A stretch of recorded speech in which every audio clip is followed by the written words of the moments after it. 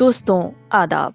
मोमिनीन ख़बरों का सफ़र में आज हम आपको दारुल इज्तिहाद नसीराबाद, जो शीयत की दुनिया का एक कदीमी और तारीख़ी कस्बा है, वहाँ हो रही एक मजलिस तरहीम में लिए चलते हैं।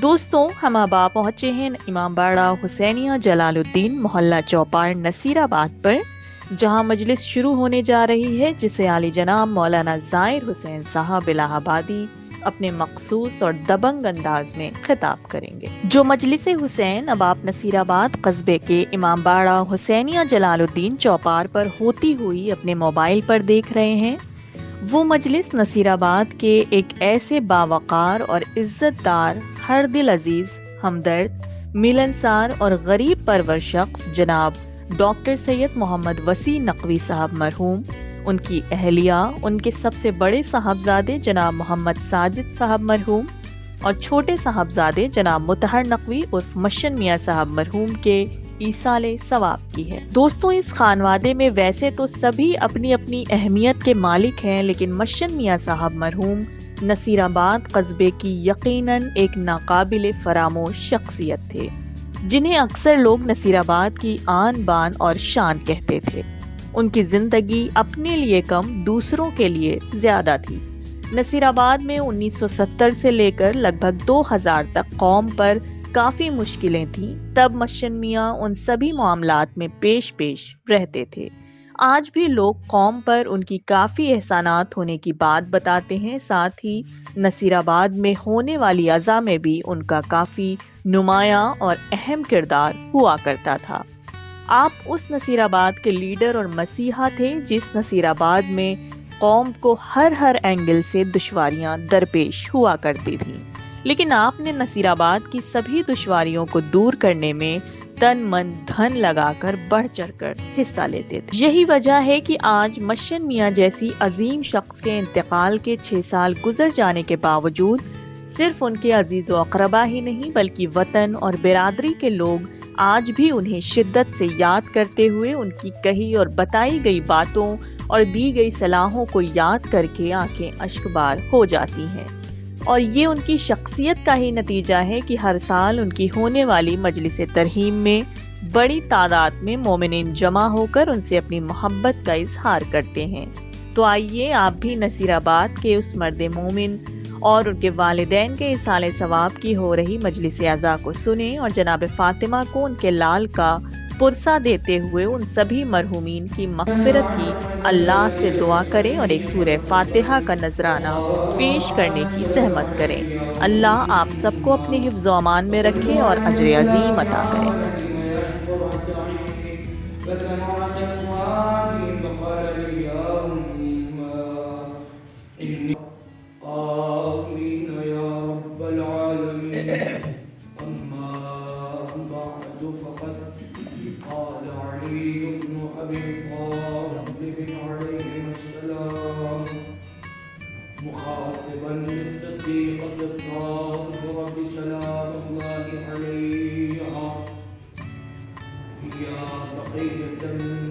मुसलमान हो, कोई भी हो, हमारे उलमा मिंबर से आने के बाद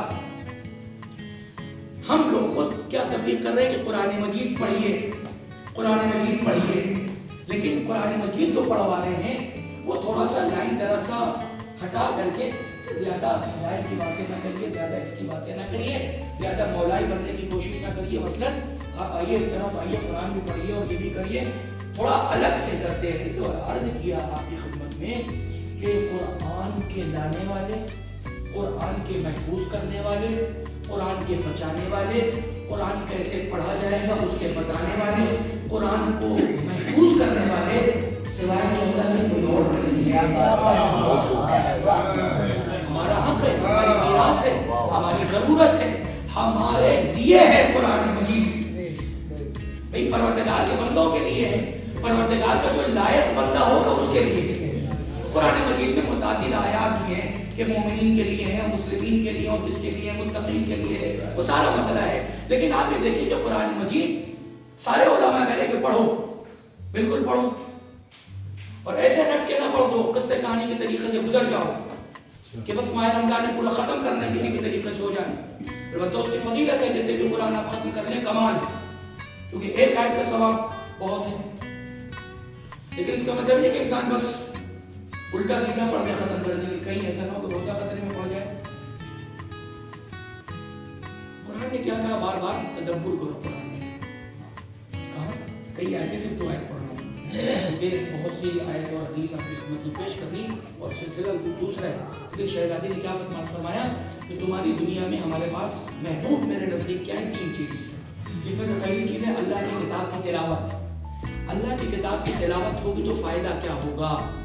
ہم اور آپ کچھ اور سمجھ رہے ہیں، گفتگو کہیں اور چلی جائے گی، بس غور سے سنیے۔ قرآن نے کیا کہا؟ متعدد سورت میں متعدد جگہوں کے اوپر ایک مقام میں کہتے ہیں افلا یتدبرون القرآن ولو کان من عند غیر اللہ لوجدوا فیہ اختلافا کثیرا۔ قرآن پہ غور کیوں نہیں کرتے؟ اگر یہ قرآن اللہ کے علاوہ کسی اور کی طرف سے آتا ہے جس میں بہت زیادہ اختلافات ہوتے ہیں، قرآن کیا کرے؟ تدبر کرو، پڑھ کے گزر نہ جاؤ، غور کرو، اس میں فکر کرو، سوچو قرآن کیا کہہ رہا ہے، پس منظر کیا ہے، بیک گراؤنڈ کیا ہے، بعد میں کیا ہونے والا ہے، تمہارے لیے کیا ہے، پہلے کن لوگوں کے ساتھ خدا نے کیا کر دیا۔ ہمیشہ ایک چیز آپ کی خدمت میں عرض کرنے کی کوشش کرتا ہوں کہ پروردگار عالم نے قرآن کو بھیج کر کے بھی ایک طریقے سے اپنے اہل بیت، اپنے چہارہ معصومین علیہ الصلوۃ والسلام کے فضائل کے بیان کا اہتمام کیا۔ ابھی دیکھیے کتنی حدیثیں میں آپ کے سامنے پتہ نہیں پہلے پڑھ چکا ہوں، لیکن یہ حدیث جو میں نے ابھی تک نہیں پڑھی ہے۔ قرآن کیا ہے؟ تدبر کرو، غور و فکر کرو۔ دوسری آیت اور بھی ہے افلا یتدبرون القرآن ام علی قلوب اقفالها۔ آخر کیوں قرآن مجید پہ غور و فکر نہیں کرتے؟ کیا ان کے دلوں کے اوپر تالے لگے ہوئے ہیں؟ قرآن کیا کہہ رہا ہے؟ تدبر کرو، تدبر کرو، تدبر کرو، غور و فکر کرو۔ قرآن میں اگر غور و فکر یہ دنیا کر لے تو فائدہ کیا ہوگا؟ حضرت امام جعفر صادق علیہ السلام،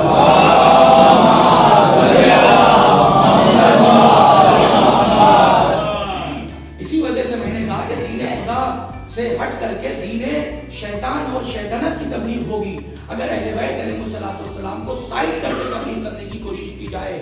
قرآن کہہ رہا ہے تدبر کرو، غور کرو، فکر کرو۔ سارے علماء کہہ رہے ہیں، سارے مبلغین کہہ رہے ہیں، سارے ممبر پہ آنے والے کہ تدبر کرو، تدبر کرو، تدبر کرو، لیکن شاید وہ کسی اور زاویے سے سمجھ رہے ہیں، لیکن قرآن کسی اور زاویے سے کہہ رہا ہے۔ امام نے فرمایا یا مفضل لو تدبر القرآن شیعتنا لما شکوا فی فضلنا۔ مفضل یاد رکھو، اگر ہمارے شیعوں نے قرآن مجید میں تدبر کر لیا تو میری کسی ایک فضیلت میں بھی شک نہ رہ جائے۔ قرآن میں اگر تدبر کر لیا لما شکوا فی فضلنا، ہماری فضیلت میں کبھی شک نہیں ہوگا۔ کہ آج زمانہ کہاں سے کہاں انقلاب آ گیا، آج انقلاب ہے، ہمارے عقائد کا انقلاب، کہ پہلے کس بلندی کے اوپر تھے عقائد، عورتوں کے لیے بھی ہے، یہ کس نے الگ کیا، کس نے تفسیر رائے کیا، کس نے نس کے مقابلے میں اجتہاد کیا، وہ خود ذمہ دار ہے۔ لیکن ہاں یہ ضرور ہے کہ یہاں رسول اللہ سے مراد صرف رسول اللہ نہیں ہے، رسول اللہ سے مراد 14 ہے، کیونکہ پہلا بھی محمد ہے، آخری بھی محمد ہے۔ اور شہزادی کی ذات سلام اللہ علیہ یہ کہنا کہ صرف عورتوں کے لیے نمونہ ہے مثلا، یہ ان کی تعریف نہیں ہے، توہین ہے۔ کیونکہ جہاں ائمہ فرما رہے ہیں، جہاں حجت خدا پروردگار عالم کی حجتیں یہ کہہ رہی ہوں کہ مجھ پر میری مادر گرامی جناب زہرا سلام اللہ علیہ حجت پروردگار ہے، امام فرما رہے ہیں۔ اور اس کے اوپر بھی پہلے تفصیل سے بیان کر چکا ہوں، ادھر نہیں جانا ہے، بس اشارہ کر کے گزر رہا ہے۔ تو شہزادی سلام اللہ علیہ کی زندگی میں ایک عجیب چیز جو نظر آتی وہ حجاب۔ شہزادی کا خود حجاب کیا ہے؟ یہ قیامت ہے جو محشر میں دکھے گا، عجب حجاب ہے، عجب حجاب ہے۔ آج دنیا منی جاتی کس کے لیے، کس کے فضائل میں؟ جناب مریم کے، جناب آسیہ کے، کسی اور خاتون کے لیے مثلا۔ اور پھر یہ سوال کرتی کہ جناب مریم افضل ہیں یا صدیقہ طاہرہ سلام اللہ علیہ، یہ سوال ہوتے ہیں۔ ان کے سوال کے جواب میں خالی یہ کہہ دیا جائے کہ تمہاری عورتوں کا جو پردہ ہے وہ ہو سکتا ہے کہ کپڑے کا ہو، کوئی مادی ہو، تمہاری عورتوں کا حجاب مادی ہوگا، کپڑے کا ہوگا، لیکن روایات میں ہے کہ جناب زہرا سلام اللہ علیہا کے سامنے ان کا پردہ بن کر کے مریم و آسیہ چل رہی ہوں سلام اللہ علیہ کی شاگمائی کہ حجاب بن کے چل رہی ہوں. بہرحال حجاب اگر دیکھا جائے تو بہرحال انسان سے یہی سوچتا ہے کہ ایک نہ دیکھ پائے, دونوں نہ دیکھ پائے, الگ الگ بحثیں ہیں. تو اگر آپ شہزادی سلام اللہ علیہ کے حیات طیبہ کو دیکھیں تو ایک روز ایک نابینا گھر میں آ رہا ہے سرکار کے ساتھ. ایک تفصیل بھی ہے یہاں کے پر. ایک مرتبہ شہزادی کے سامنے آیا اور ایک مرتبہ ولیۃ الشیطان کے سامنے آیا. گھر میں دونوں تھی, ایک بیٹی ہے اور ایک کوئی اور ہے. ٹھیک, دونوں کے سامنے آیا لیکن دونوں نے جواب کون سا دیا؟ بھائی جو شیطان کا نمائندہ تھا اس نے شیطانی جواب دے دیا, جو رحمان کا نمائندہ تھا اس نے رحمانی جواب دیا. چونکہ جناب زہرا سلام اللہ علیہ خود ولیۃ اللہ ہیں, اللہ کی ولیہ ہے شہزادی سلام اللہ علیہ, منصب امامت کے اوپر ہے. اگر کوئی شہزادی کو امام نہیں مانتا تو اس کا مذہب تشیع ناقص ہے, اس کا عقیدہ بےجا برباد ہے, ناقص ہے. ہاں امام 12 ہیں لیکن منصب امامت کے اوپر رسول اللہ بھی ہیں, شہزادی بھی ہیں علیہ الصلوۃ والسلام. جو نہیں مانتا تو پھر نقصان اور خسارے میں. خیر, دونوں کا جواب ہے. ایک مرتبہ اس کے سامنے لے کر کے آئے, ایک مرتبہ آپ کے سامنے لے کر کے آئے. شہزادی سلام اللہ علیہ کے سامنے لے کر کے آئے تو کیا جواب تھا؟ نابینا تھا. شہزادی نے کہا میں حجاب کر لوں, پردہ اپنا مکمل کر لوں, چونکہ آپ کے ساتھ کوئی اور بھی گھر میں آ رہا ہے. تو کیا فرمایا کہ بیٹی یہ اللہ کے نبی کو خوب پتا ہے لیکن بتانا چاہ رہے کہ دیکھو تم کل کس کا انتخاب کرو گے, کس کو چنو گے تم؟ کہا کہ بابا یہ نابینا ہے تو کیا ہوا, میں تو دیکھ رہی ہوں. وہ نہیں دیکھ سکتا تو کیا ہوا, میں تو دیکھ رہی ہوں. اس حساب سے جواب کیا, یعنی نہ میں دیکھوں نہ وہ دیکھے. اور یہی مسئلہ پلٹ دیا ادھر جہاں لوگ پریشان رہتے ہیں. اب وہ ان کا تو کوئی تعلق ہی نہیں, نہ قرآن سے ہے, نہ حدیث سے ہے, نہ اللہ سے ہے, نہ شریعت سے ہے. وہ دشمنان خدا اور دشمنان رسول, دشمنان قرآن اور اسلام کے قانون کی دھجیاں اڑانے والے وہ لوگ جو کیا کہا جائے بہرحال ممبر سے اور مائک سے کہ اتنا باریک پردہ ہو کہ جہاں کوئی خاتون غسل کا طریقہ بتا رہی ہو سامنے والے کسی صحابی کو, کسی آنے والے انسان کو, بھیا اللہ کے پیغمبر اس طریقے سے غسل کیا کرتے تھے بہرحال, اور وہ رضاعت کا مسئلہ, وہ کون سا مسئلہ, وہ دنیا بھر کی ساری چیزیں. لیکن جب وہ لے کر کے آئے سرکار تو کیا کہا کہ بھائی پردہ کر لیجیے, ساتھ میں کوئی اور بھی ہے, نابینا ہے. تو کیا جواب دیا؟ کوئی دقت نہیں, نابینا ہے, ہمیں تھوڑی دیکھ پا رہا ہے. تو اللہ کے پیغمبر نے وہ جواب دیا جو جناب زہرا نے دیا تھا اور یہ بتا دیا تھا جس کا رشتہ ہوتا ہے وہ اسی کے مطابق ویسا جواب دیتا ہے. یہ ہے بذات پیغمبر, جو اللہ کے حبیب نے جواب دیا تھا, جو دینا چاہ رہے تھے وہی جواب جو شہزادی سلام اللہ علیہ کا تھا. سرکار نے پلٹ کے یہی کہا کہ وہ نہیں دیکھ سکتا تو کیا ہوا, تو دیکھ رہی ہے. کسی شاعر کو مثلا کہہ دیا گیا کہ جتنے شاعر اس کے ٹیم کے یا اس کے صف کے ہیں وہ سب کھڑے ہوئے تلوار لے کے. کسی مولانا کو کہہ دیا مولانا غلط ہو صحیح اس سے مطلب نہیں ہے, اپنی پارٹی کی. یہ دیکھا جائے میرے گھر والوں کو کسی نے کچھ کہہ دیا میرے گھر والے صحیح ہوں یہ غلط ہو, میرے گھر والے ہیں لہذا ان کا ساتھ دیں گے. صرف ایک ذات پوری کائنات میں مظلوم ہے جو اہل بیت علیہ الصلوۃ والسلام کی ہے. ان کے خلاف جس کو بولنا ہو, عالم بولے, ذاکر بولے, شاعر بولے, مدرسہ بولے, مولوی بولے, عوام بولے, کسی کو کوئی نہ غرض ہے نہ کوئی تکلیف ہے. ساری دقت کسی ہمیں نہ کہو, باقی کوئی ٹینشن نہیں ہے. صدیق طاہرہ سلام اللہ علیہ کی حیات طیبہ اس کے بالکل برعکس ہے. یاد رکھیے گا زمانہ کتنا پرآشوب ہے. جابر و ظالم جیسا حکمراں, عورتوں اور بچوں پہ ظلم کرنے والا شخص سامنے موجود ہے, جس نے دروازہ جلا دیا, جس نے دروازہ گرا دیا. خدا کی لعنت ہو ان لوگوں کے اوپر جو وہ لوگ تھے, جو بھی ہوں, جو بھی رہے ہوں.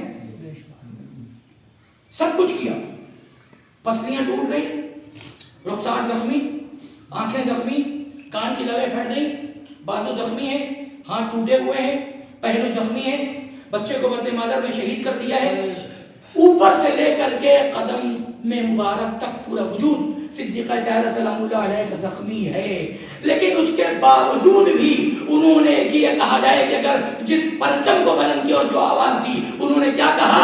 میری پسلیاں ٹوٹتی ہوں ٹوٹ جائیں لیکن پرچم علی ولی اللہ بلند ہو کر کے رہے گا، دروازہ گرتا ہو گر جائے پرچم علی ولی اللہ بلند ہو کر کے رہے گا۔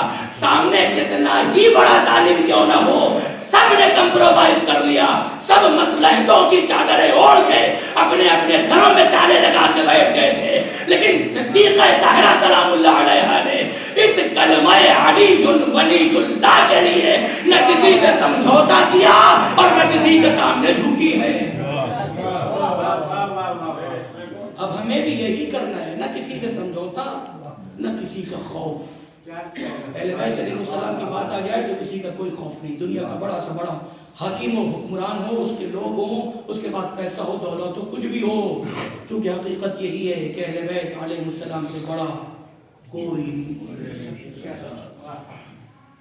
شہزادی سلام اللہ علیہ کی ذات کتنی عظیم ذات ہے، اگر اس سلسلے سے دیکھا جائے۔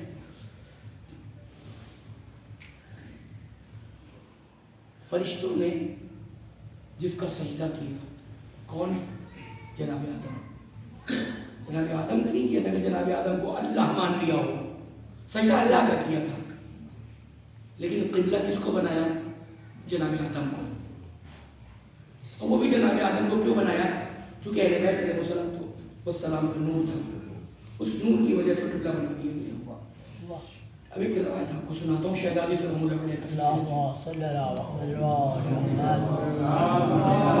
علیہ کتابوں میں موجود ہے۔ جناب آدم و حوا آپس میں بحث کر رہے تھے، گفتگو ہو رہی تھی، روایت مفصل ہے، بیچ کے جملے سے بس کر رہا ہوں۔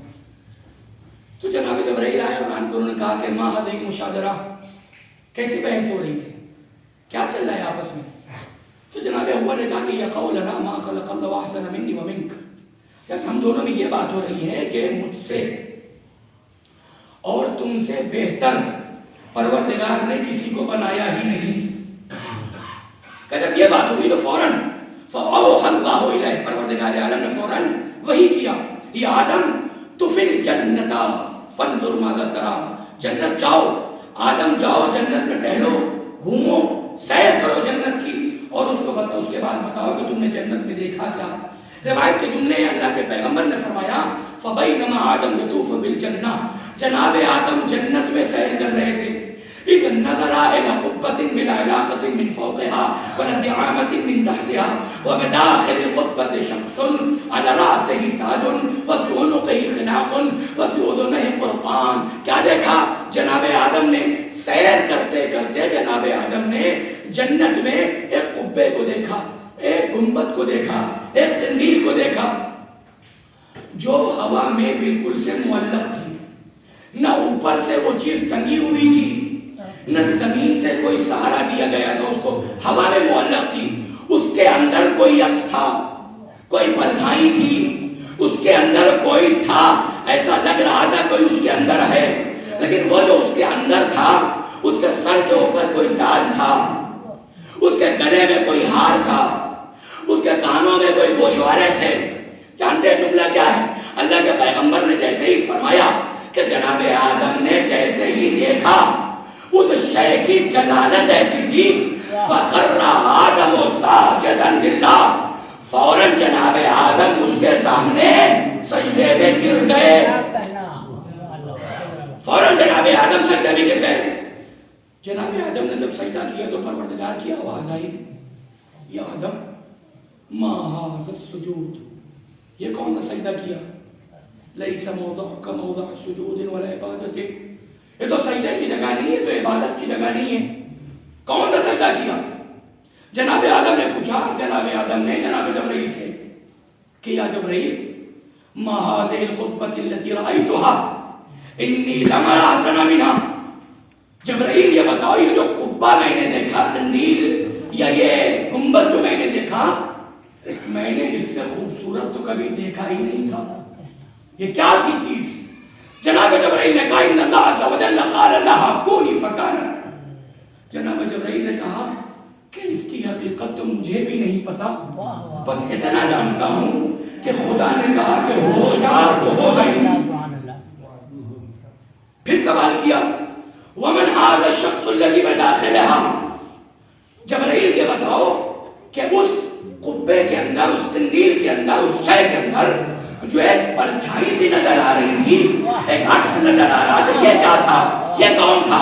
جناب جبرائیل نے کہا شخص جاریۃ حوراء انسیہ تخرج من ظہر نبی یقال له محمد المصطفیٰ. کہا کہ وہ جو عکس نظر آ رہا تھا وہ بنت پیغمبر فاطمہ الزہرا تھی. مختلف کے جملے ہیں. خدا کی لعنت ہو اس شخص کے اوپر. خود کہتا ہے کہ جب میں دروازہ توڑ کے گھر میں داخل ہوا تو سیدہ پر اتنے ظلم ہو چکے تھے کہ ظاہراً ان کی ایسی حالت تھی، وہ دنیا کا سب سے بڑا ملعون و خبیث کہہ رہا ہے کہ جیسے مجھ سے برداشت نہ ہو پائے. لیکن جب میں نے اس کی حیثیت کو دیکھا تو میں نے فوراً محمد مصطفیٰ علی مرتضیٰ علیہ السلام کی دشمنی کو یاد کیا. خدا کی لعنت ہو کہتا ہے صفقۃ صفقۃ علی خدیہا. میں نے سیدہ کے رخسار پر وہ جسارت کی فنقطع عروقها وتناثر الارض کہ سیدہ کے کانوں میں جو گوشوارہ تھا وہ ٹوٹ کے زمین کے اوپر بکھر گیا. اللہ اللہ، خدا جانے بچوں نے صبر کیسے کیا ہوگا. ارباب عزا کیونکہ بچے برداشت نہیں کر پاتے ہیں. یہ کائنات کے وہ بچے ہیں، یہ ہی وقت میں ماں پہ بھی ظلم ہو رہا ہے، باپ کے اوپر بھی ظلم ہو رہا ہے. بچے نہ ماں کو بچا سکتے ہیں نہ باپ کو بچا سکتے ہیں. خدا جانے چھوٹے چھوٹے بچے جو یہ برداشت نہ کر سکے کہ ان کے باپ کو، ماں باپ کو کوئی مذاق میں مار دے. ذرا سوچیے کہ کیسے بچوں نے بابا کے گلے میں زینب نے کیسے اس ماں نے ظلم کے نشان دیکھے، کیسے بچوں نے ماں کی ٹوٹی پتلیوں کو دیکھا، کیسے بچوں نے رخسار پہ نشان دیکھے. یا صاحب الزمان، ارباب عزا جب کیفیت ہے. سرکار امیر فرماتے ہیں میری فاطمہ کی مصیبت کوئی چھوٹی مصیبت نہیں ہے. میری فاطمہ کی مصیبت تو اتنی بڑی مصیبت ہے جس کے اوپر صبر کم پڑ جائے، صبر نہیں ہو سکتا. میں علی تو یوں روؤں جیسے کوئی بوڑھی ماں اپنے جوان کے لاشے میں ہوتی ہے. بڑی عجب مصیبت ہے. جناب عمار سے عجب جملہ مولا نے ارشاد فرمایا، چونکہ بعد پڑھنے والے یہ پڑھ کے گزر جاتے ہیں کہ ہم نے علماء سے سنا ہے. نہیں، علماء نے نہیں کہا ہے، یہ روایت کے جملے ہیں، یہ مولا کا جملہ ہے. کہتے ہیں مولا عمار تم نے انصاف نہ کیا. جانتے ہو جب میں نے فاطمہ کو غسل کے لیے آمادہ کیا تو کیا دیکھا؟ میری فاطمہ کی پسلی ٹوٹی تھی اور جسم میں دروازے کی کیل در آئی تھی اور دشمنوں نے میری فاطمہ کو اتنے کوڑے مارے، میری فاطمہ کی پشت سی ہو گئی. اللہ واللہ علم نے ابی طالب ایت واللہ مطلب فاطمہ تکربر. خدا کی قسم سر ابو طالب کے لیے برداشت کرنا بڑا سخت ہے کہ دشمنوں نے میری فاطمہ کو اتنے دادیانے مارے، میری فاطمہ کی پشت سیاہ ہو گئی. ارباب عزا بڑی عجب قیامت تھی. جناب امیر کہتے تو کیا کہتے، دفن جناب سیدہ کے بعد بس یہی مرضیہ پڑھتے رہے یا رسول اللہ آپ کی امانت واپس جا رہی ہے. یا صاحب الزمان، خدا آپ کو کسی نے سنا ہے بڑا عجب مرحلہ ہے کہ یا رسول اللہ آپ کی امانت واپس جا رہی ہے. لیکن کتنا فرق ہو گیا جب یہ امانت ملی تھی تو رخسار سالم تھے، آنکھیں سالم تھی، گوشتان سالم تھے، اصل